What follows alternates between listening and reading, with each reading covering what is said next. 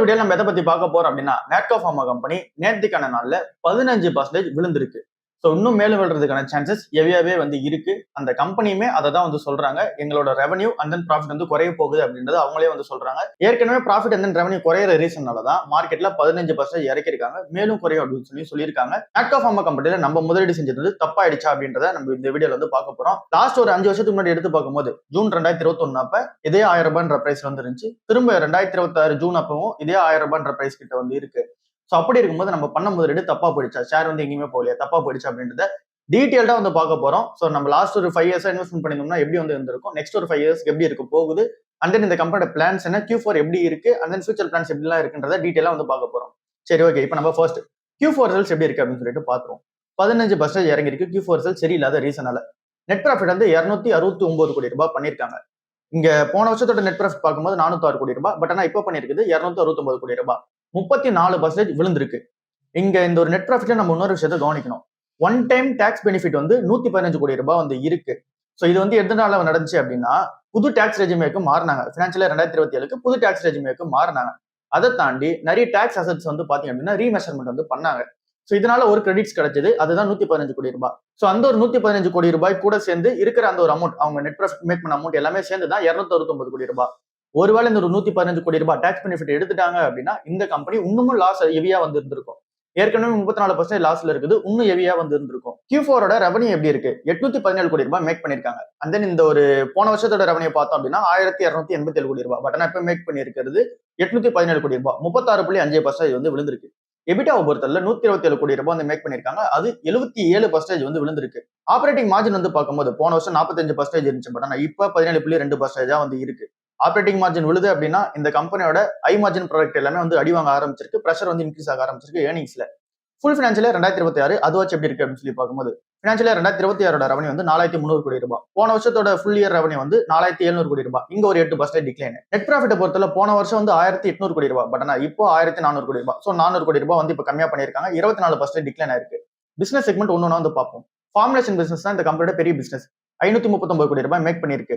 Domestic formulations பார்க்கும்போது 108 கோடி ரூபாய். API பிசினஸ் அடுத்தது அது 63 கோடி ரூபாய். நாலாவதா இருக்குது கிராப் ஹெல்த் இன்சூரன்ஸ்ன்ற அந்த ஒரு ரெவன்யூ 22 கோடி ரூபாய். அதர் இன்கம்லாம் ஆட் பண்ணோம் அப்படின்னா 82 கோடி ரூபாய் வந்திருக்கு. அதர் இன்கம் நிறைய வந்திருக்கு. இதை பத்தி டீடைலா பார்ப்போம். இப்போ பினான்சியல் 2026 கான்ட்ரிபியூஷன். சோ இப்போ நம்ம Q4க்கு பார்த்தோம். இப்போ ஓவராலா பார்த்தோம் அப்படின்னா கூட ஃபார்முலேஷன் பிசினஸ் தான் அதிகமா கான்ட்ரிபியூட் பண்ணுது. 3200 கோடி ரூபாய். ஆக்சுவலா அவங்க மேக் பண்ணிருக்க 4000 கோடி ரூபாய் கிட்டல இருக்கிற அமௌண்ட்ல 3200 கோடி ரூபாய் ஃபார்முலேஷன் பிசினஸ் எக்ஸ்போர்ட்ஸ்ல இருந்து மட்டும் வருது. டொமஸ்டிக் ஃபார்முலேஷன் 400 கோடி ரூபாய். API செக்மெண்ட் 234 கோடி ரூபாய். கிராப் ஹெல்த் சயின்சஸ் 138 கோடி ரூபாய். அதர் இன்கம் 327 கோடி ரூபாய். சோ ஓவரால் இந்த ஒரு Q4 ரிசல்ட்ஸ் எப்படி இருக்கு அப்படின்னா, நெட் ப்ராஃபிட் ரொம்ப கம்மியா இருக்கு. 115 கோடி ரூபாய் அந்த டாக்ஸ் பெனிஃபிட்டையும் நம்ம எடுத்துட்டோம் அப்படின்னா ரொம்ப கம்மியா ஆயிருக்கும். நெட் ப்ராஃபிட் ரெவன்யூ விழுந்திருக்கு. பிசினஸ் அந்த ஃபார்முலேஷன் பிசினஸ் பார்த்தோம்ல, அந்த எக்ஸ்போர்ட் பிசினஸ் அடி வாங்கியிருக்கு. மார்ஜின் எல்லாமே விழுந்திருக்கு. சோ ஓவரால் இந்த ஒரு கம்பெனி Q4 ரிசல்ட்ஸ் நெகட்டிவா தான் இருக்கு. இதை தாண்டி நம்ம ஆட் பண்ணாத இன்னொரு பாயிண்ட் இருக்கு. ஆக்ரோ கெமிக்கல் செக்மெண்டோட பிசினஸ் இருக்கு. அதுல இம்பேர்மெண்ட் லாஸா 50 கோடி ரூபாய் மேக் பண்ணிருக்காங்க. கிராப் ஹெல்த் சயின்சஸ் செக்மெண்ட் இருக்கு பாத்தீங்களா, அதுல 50 கோடி ரூபாய் மேக் பண்ணிருக்காங்க. சோ இந்த ஒரு கம்பெனியோட அந்த ஒரு சில அசெட்ஸ் எல்லாம் இருக்கும் பாத்தீங்களா. சோ அந்த ஒரு அசெட்ஸ் எல்லாமே அந்த கிராப் ஹெல்த் சயின்சஸ் உள்ள அசெட்ஸ் எல்லாம் பாத்தீங்கன்னா நெகட்டிவ் கேரிங் இருக்கு. அதை தாண்டி ஃபார்முலேஷன் பிசினஸ் மெயினான டிஸ்கிரிப்ஷன் ஏர் பண்ணி கொடுத்துருக்கு. 539 கோடி ரூபாய் இப்போ ரெவன்யூவா மேக் பண்ணிருக்காங்க அப்படின்னா, போன வருஷம் 1000 கோடி ரூபாய் மேக் பண்ணிருந்தாங்க ஃபார்முலேஷன் பிசினஸ்ல. 500 கோடி ரூபாய் அப்படியே அப்ஃப்ரண்டா போயிருக்கு. 50% இயர் ஆன் இயர் பேசிஸ்ல டிக்ளைன் ஆயிருக்கு ரெவன்யூ. சோ இந்த இடத்துல நம்ம நோட் பண்ணி தான் ஆகணும்.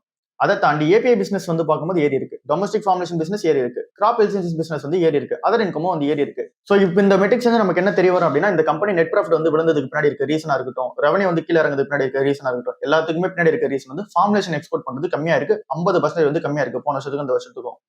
சரி, ஓகே. இப்போ நம்ம இன்னொரு விஷயத்தை பார்ப்போம். மேனேஜ்மெண்ட் என்ன சொல்றாங்க அப்படின்றத பார்ப்போம். 2400 கோடி ரூபாய் நெட் கேஷ் வச்சிருக்காங்க. சோ நிறைய அக்யூசியேஷன்ஸ், புது product development, capacity expansion, share ஹோல்டர்ஸ்க்கான ரிட்டர்ன் இது எல்லாமே மேனேஜ்மெண்ட் சூஸ் பண்ணி கொடுக்க போதா சொல்லியிருக்காங்க. சோ டைவர்சிஃபிகேஷனை பொறுத்தல பிரேசில், கனடா, சவுத் ஆப்பிரிக்கால போக போதா சொல்லியிருக்காங்க. அதர் இன்டர்நேஷனல் மார்க்கெட்லயே போக போதா சொல்லியிருக்காங்க. ஆன்காலஜியோட பைப்லைன் சூப்பரா இருக்கு. பிரேசில், கனடால போக போதா சொல்லியிருக்காங்க. நெகட்டிவா இருக்குது என்ன, இது எல்லாமே பாசிட்டிவ். நெகட்டிவா இருக்குது என்ன அப்படின்னு சொல்லி பார்க்கும்போது, ரெவில்மெட்ல காம்படிஷன் ஹெவியா வந்திருக்கு. அதனால ரெவன்யூ அடி வாங்கிருக்கு. பெரிய ப்ராஃபிட் கான்ட்ரிபியூட்டர் இங்க ரெவில்மெட் சேல்ஸ் தான். பட் ஆனா அங்க பிரைசிங் பிரஷர் வந்துருச்சு. மார்க்கெட் ஷேர் பிடிக்க ஆரம்பிச்சிட்டாங்க. அதனால மார்க்கெட் ஷேர் இவங்களுக்கு குறையுது. அண்ட் தென் ப்ராஃபிட் குறையுது. சோ இதனால இந்த இடத்துல ஒரு பெரிய அடியா இருக்கு. R&D அதிகமா ஸ்பெண்ட் பண்றாங்க. சோ அதனால ஷார்ட் டைம்ல ப்ராஃபிட் அடி வாங்க ஆரம்பிச்சிருக்கு. இதை தாண்டி இங்க நிறைய ரைட் டவுன்ஸ் பண்ணிருக்காங்க. அசெட் இம்பேர்மெண்ட்ஸ் இருக்கு. நம்ம பார்த்தோம்ல அதெல்லாம். சோ அது ஒரு 50 கோடி ரூபாய் இருக்கு. பினான்சியல் 2027 வீக்கா தான் வச்சிருக்காங்க. ஸோ இப்போ இந்த கம்பெனியோட அந்த ஒரு கான்ஃபரன்ஸ் ரிப்போர்ட்ல என்ன டிஸ்கஸ் பண்ணாங்க அப்படின்னு சொல்லிட்டு பார்ப்போம். அதாவது இந்த கம்பெனியோட மேனேஜ்மெண்ட் கிட்ட இங்க இன்வெஸ்டர்ஸ் எல்லாரும் வச்சு கொஸ்டின்ஸ்க்கு அவங்க என்ன ஆன்சர் சொல்லியிருக்காங்கன்னு பார்ப்போம். ஒரு 15 கொஸ்டின்ஸ் வந்து இருக்கு. நம்ம வந்து எவ்வளவு சிம்பிளா பார்க்க முடியுமோ அவ்வளவு சிம்பிளா பார்த்துருவோம். ரெவன்யூ வந்து குறையுது, அதுக்கு பின்னாடி ரெவில்மெண்ட் மட்டும் தான் காரணமா, இல்ல அப்படின்னா இந்த மிடில் ஈஸ்ட்ல நடக்கிற வாரம் காரணமா அப்படின்னு சொல்லி கேட்டிருக்காங்க. ரெவில்மெண்ட் தான் வந்து பெரிய காரணம். இங்க மிடில் ஈஸ்ட்ல நடக்கிற டென்ஷன்ஸ்னால லாஜிஸ்டிக்ல சேலஞ்சஸ் இருக்கு, ஃப்ரைட் காஸ்ட் வந்து ஏறுது. மத்தபடி வந்து பாத்தீங்கன்னா ப்ராடக்ட்ஸ் சப்ளை பண்றதுலாம் எந்த ஒரு இஷ்யூவும் கிடையாது. இன்னும் எங்களால வந்து மெயின்டைன் பண்ண முடியுது அப்படின்ற மாதிரி வந்து சொல்றாங்க.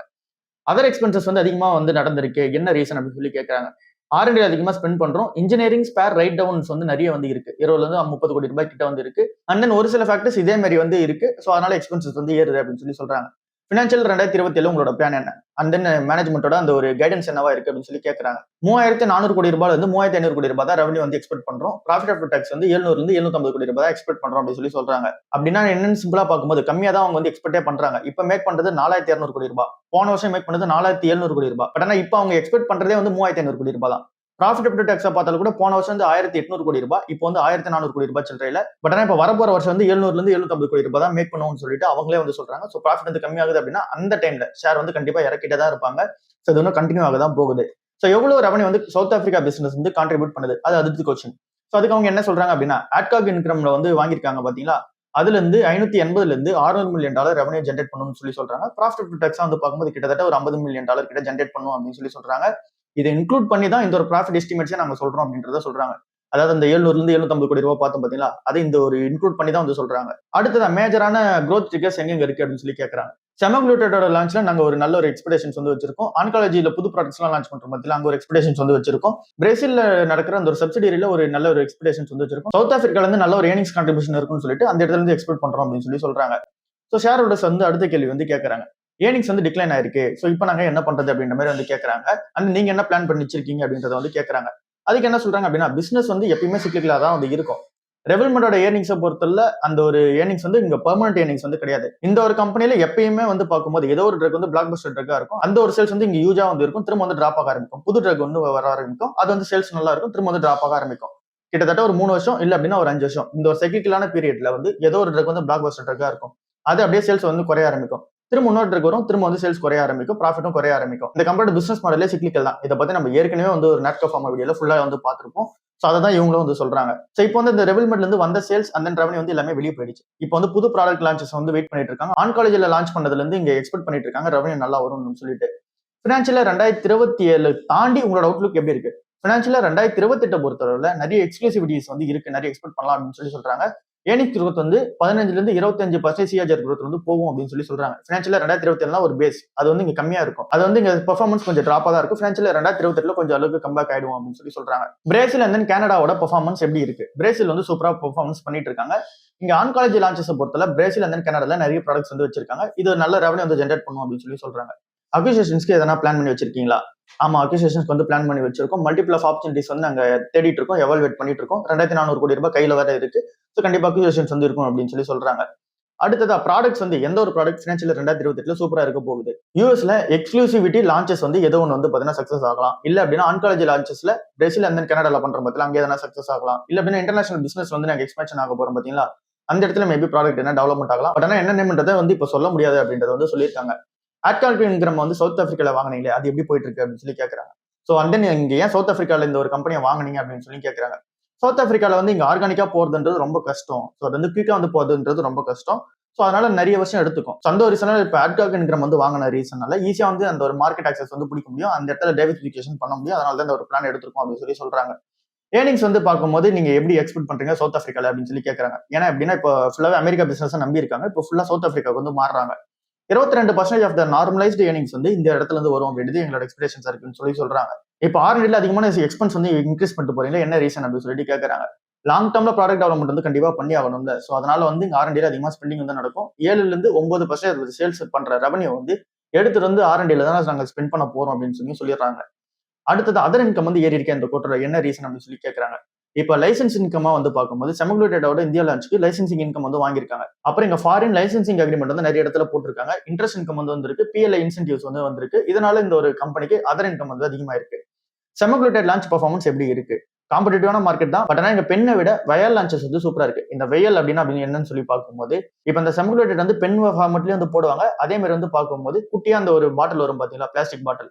சோ அதுலயும் வந்து பாத்தீங்க அப்படின்னா எடுத்து பண்ணுவாங்க. இன்ஜெக்ஷன் தான் வந்து பாத்தீங்கன்னா எடுத்து பண்ணுவாங்க. சோ அந்த ஒரு ஃபார்மட் வந்து சூப்பரா இருக்கு. இப்ப கரண்டா மந்த்லி சேல்ஸ் வந்து 4 இருந்து 5 கோடி ரூபாய் ஜெனரேட் பண்ணிட்டு இருக்கு. அதோட ஃபியூச்சர் பொட்டன்ஷியல் வந்து 75 கோடியிலிருந்து 100 கோடி ரூபாவா ரெவன்யூ ஜெனரேட் பண்ணும் அப்படின்றத வந்து சொல்றாங்க. சோ இதை தாண்டி இன்னும் நிறைய கொஸ்டின்ஸ் வந்து இருக்கு. பட் ஆனா இது எல்லாமே வந்து பேசிக்கான கொஸ்டின்ஸ். இது எல்லாமே நம்ம புரிஞ்சுக்க வேண்டிய கொஸ்டின்ஸ். சோ இவ்வளவுதான் இந்த ஒரு மேனேஜ்மெண்ட் வந்து டிஸ்கஷன் பண்ண ஒரு விஷயமா வந்து இருக்கு. சோ இப்போ நம்ம இன்னொரு மெட்ரிக்ஸ் உள்ள வருவோம். 2021 ஜூன்ல இன்வெஸ்ட்மெண்ட் வந்து நாட்கோல வந்து ஒருத்தவங்க ஸ்டார்ட் பண்றாங்க. 4000 ரூபாய் பர் மந்த் அந்த ஒரு ஸ்டாக்ல போட்டுட்டே வராங்க. அப்பத்துல இருந்து இப்போ வரைக்கும் அண்டர் வேல்யூடா தான் இந்த ஒரு ஸ்டாக் வந்து இருக்கு. அதனால அப்பத்துல இருந்தே ஒரு 4000 ரூபாய் போட்டுட்டு வராங்க அப்படின்ற மாதிரி வச்சுக்கலாம். ஆவரேஜ் பிரைஸா 2021 ஜூன்ல இருந்து ஜான் 2022 வரைக்கும் கிட்டத்தட்ட ஒரு 6 மாசத்துல என்ன பிரைஸ் வந்து பர் மந்த் வந்து ட்ரேட் ஆகுதோ அது எல்லாத்தோட ஆவரேஜ் நம்ம பார்க்கும்போது என்ன பிரைஸ் வருது அப்படின்றத நம்ம எடுத்துக்கிறோம். அந்த ஒரு பிரைஸ் எடுத்துக்கிட்டு அதுல வந்து நம்ம 4000 ரூபாய் பர் மந்த் வந்து இன்வெஸ்ட்மெண்ட் பண்றோம் அப்படின்ற மாதிரி நம்ம வந்து அசம்ஷன் பண்ணிக்கிட்டோம் அப்படின்னா 6 மாசத்துக்கு ஒரு ஆவரேஜ் பிரைஸ் வரும். அதுல வந்து நம்ம ஒரு மாசத்துக்கு 4000 ரூபாய் இன்வெஸ்ட்மெண்ட் பண்ற மாதிரி கால்குலேட் பண்றோம். அப்பனா 4000 ரூபாய் இன்ட்டு அந்த ஒரு average price per month. So அப்படின்றத நம்ம கால்குலேட் பண்ண போறோம். ஜூன் 2021 இருந்து ஜான் 2022 வரைக்கும் ஆவரேஜா ட்ரேட் ஆன பிரைஸ் வந்து 998 ரூபாய், கிட்டத்தட்ட 1000 ரூபாய் கிட்ட. இந்த ஒரு 6 மாச பீரியட்ல 1100 ரூபாய் வரைக்கும் போயிருக்கும். அதே மாதிரி கீழே வந்து பார்க்கும்போது 800 ரூபாய் வரைக்கும் போயிருக்கும். ஆவரேஜ் பண்ணி பார்த்தோம் அப்படின்னா 1000 ரூபாய் வந்து இருக்கும். சோ இந்த ஒரு கம்பெனில வந்து அப்ஸ் அண்ட் டவுன்ஸ் வந்து இருந்ததா, எல்லா கம்பெனிஸ்லயும் அப்ஸ் அண்ட் டவுன்ஸ் வந்து இருக்கும். இதுலயும் அதே மாதிரி வந்து இருக்கும். சோ இப்போ நம்ம அதோட ஆவரேஜ் பிரைஸ் 6 மாசத்துக்கு எடுத்து பார்த்தோம் அப்படின்னா 998 rupees வந்து வருது. சோ இந்த டைம்ல வந்து நம்ம என்ன பண்ணிருப்போம் அப்படின்னா ஒரு 6 மாசத்துக்கு நம்ம இன்வெஸ்ட்மெண்ட் வந்து பண்ணிருப்போமா. சோ அந்த ஒரு கால்குலேஷன் வந்து நம்ம பொறுமையா எடுப்போம். இப்போதைக்கு அந்த ஒரு ஆவரேஜ் பிரைஸ் என்னவா இருக்கு அப்படின்னு சொல்லிட்டு பாருங்க. ஜான் 2022 டு ஜூன் 2022 775 ரூபாய்.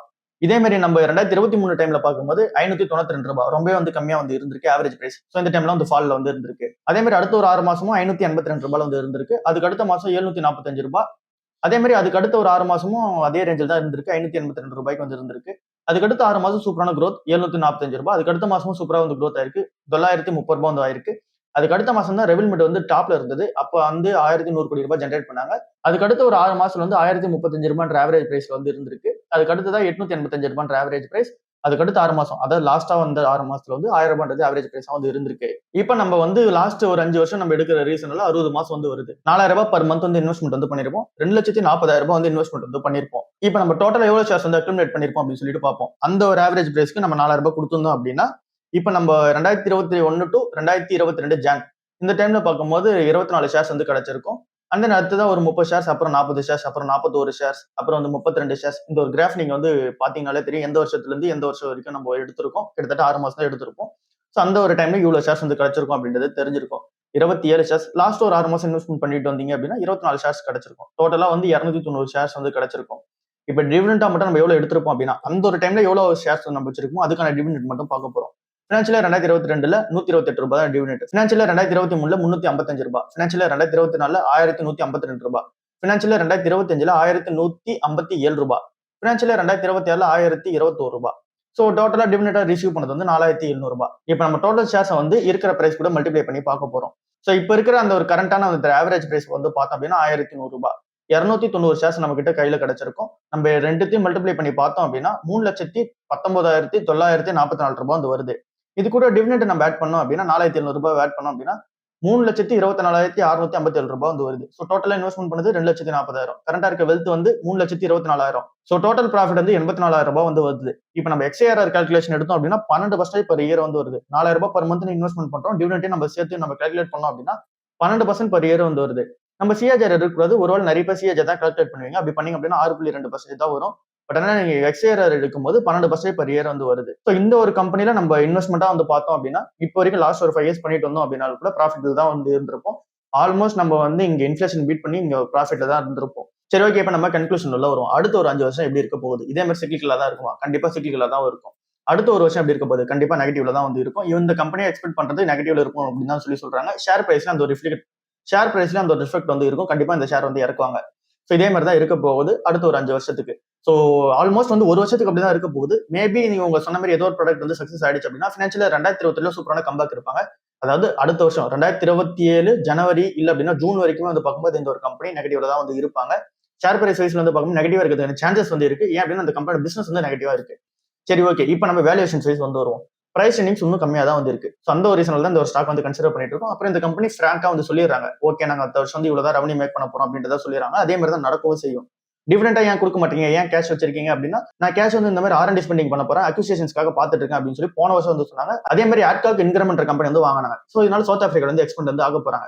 சோ இந்த மாதிரி இந்த கம்பெனி சொல்ற விஷயத்தெல்லாம் இவங்க வந்து பண்ணிட்டு தான் இருக்காங்க. இந்த கம்பெனி சிஓனா ராஜு நன்னப்பனேனி அவங்க சொல்றதெல்லாம் கரெக்டா பண்ணிட்டு தான் இருக்காங்க.